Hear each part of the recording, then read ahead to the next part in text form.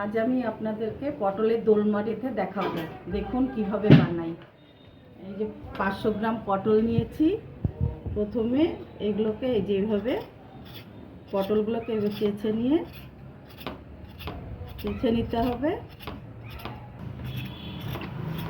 এই একটু সামান্য মুখটা কেটে ভেতর থেকে এগুলোকে এইভাবে বের করে দিতে হবে আস্তে আস্তে করে, যেন পটলটা ফুটো না হয়ে যায়, সেদিকে খেয়াল রাখতে হবে।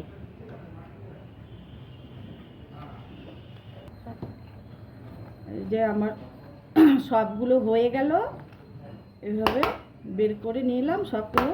এই যে এইভাবে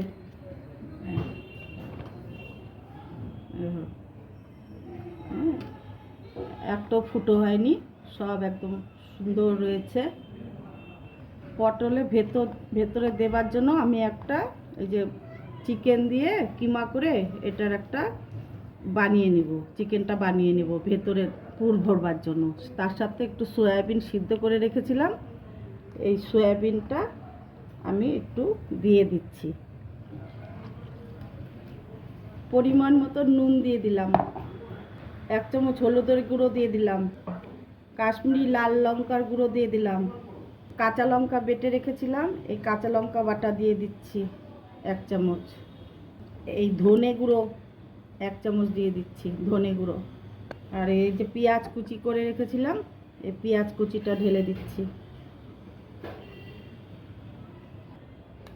রসুন বাটা 1 চামচ দিয়ে দিলাম, টমেটো বাটা দিয়ে দিচ্ছি 2 চামচ টমেটো। এবার পরিমাণ মতন সরষের তেল দিয়ে এটাকে মেখে নেব। বেশি একটা দেব না, অল্পই দেব। এই যে অল্প দিয়ে এটাকে মেখে নিচ্ছি। আদা বাটা 1 চামচ দিয়ে দিলাম।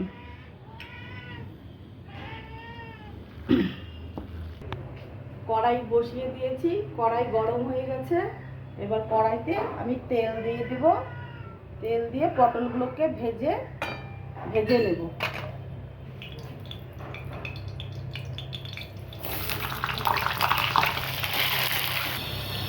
হয়ে গেছে, এবার নামিয়ে সব কিছু দিয়ে মেখে রেখেছিলাম। এবার এই পটলের ভেতরে দেওয়ার জন্য কিমাটা করে নেব।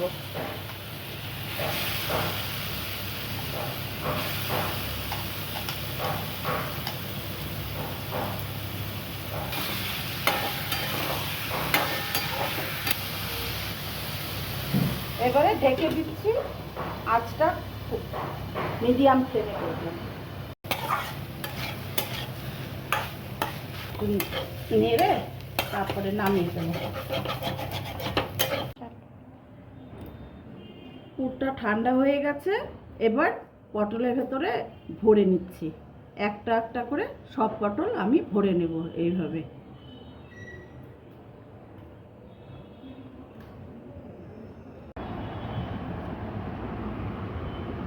এবারে এটা করার জন্য একটা পেস্ট তৈরি করে নেব। এটা পেঁয়াজ বাটা, এখানে আমি 1 চামচ আদা বাটা দিলাম, আধা চামচ রসুন বাটা দিলাম, আর এই কাঁচা লঙ্কা বেটে রেখেছিলাম সেটাকে এখানে 1 চামচ দিলাম, 1 চামচ ধনে গুঁড়ো দিলাম, 1 চামচ জিরে গুঁড়ো দিলাম, হলুদ গুঁড়ো 1 চামচ দিয়ে দিলাম, আর এই কাশ্মীরি লাল লঙ্কার গুঁড়ো 1 চামচ দিয়ে দিলাম।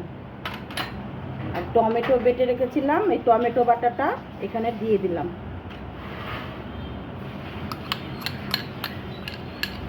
আমি এই বাটিটাতে ঢেলে নিচ্ছি, বাটিটা ছোট সেজন্য আমি বড় বাটিটাতে ঢেলে নিচ্ছি, তাহলে আমার মেশাতে সুবিধা হবে।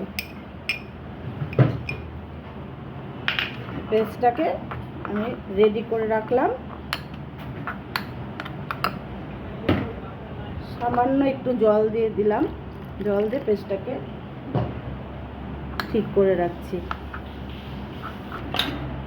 এখানে ফোড়নের জন্য নিয়েছি এই যে তেজপাতা, এলাচ, দারচিনি, শুকনো লঙ্কা আর এই যে সাজিরা। এবার আমি কড়াতে তেল দিয়ে দিব। বেশি একটা তেল দেব না, অল্পই দেব। এই অল্প তেল দিয়ে দিলাম। এবার ফোড়নটা দিয়ে দিচ্ছি।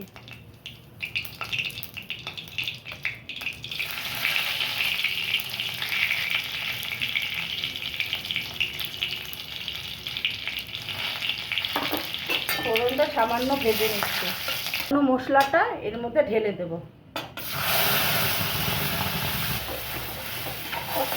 এবার পরিমাণ মতন নুন দিয়ে দিচ্ছি।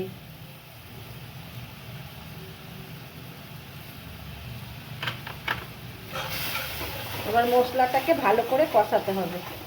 মশলা কষানো হয়ে গেছে, এবার জল দিয়ে দিচ্ছি।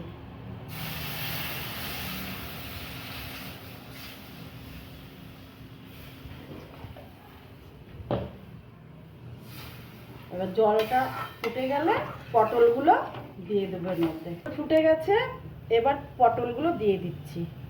গ্যাসের আঁচটা কমিয়ে দিচ্ছি।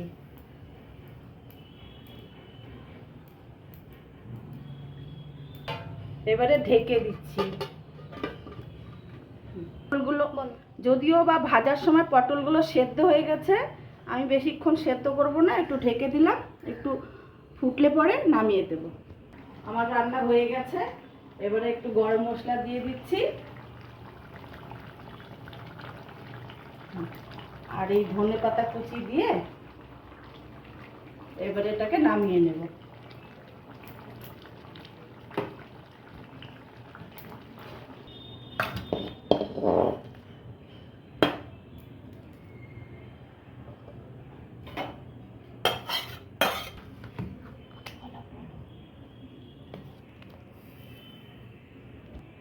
এটা ভাতের সাথে খেতে ভালো লাগবে। আমার রেসিপিটা ভালো লাগলে লাইক, কমেন্ট, শেয়ার করবেন। সবাই ভালো থাকবেন, সুস্থ থাকবেন। নমস্কার।